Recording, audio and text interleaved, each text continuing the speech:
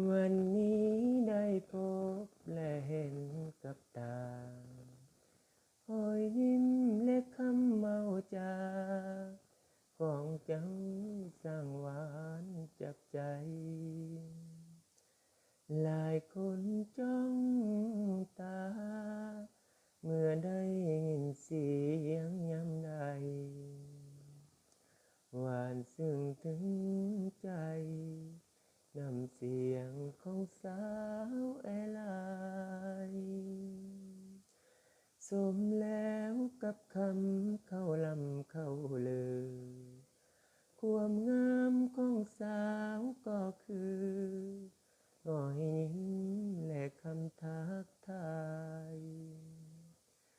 ว่าจะอ่อนหวานบริการด้วยน้ำใจลูกเหือของสา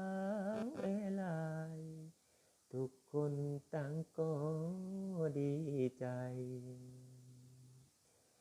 ไปใส่ทุกทีก็มีแอร์ไลน์สุดแสนสบายใกล้ไกลขึ้นเหนือลงใต้ไปกับแอร์ไลน์ตัวอายสุดแสนสบายใจชีวิตมีความปลอดภัยมั่นใจในบริการแอลาวแอลายอายแสนภูมิใจเมื่อได้อยู่ไกลสาวงามแท้นงคานหอยยิ้มวาจา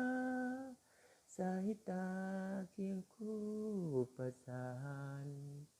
จนกลายมา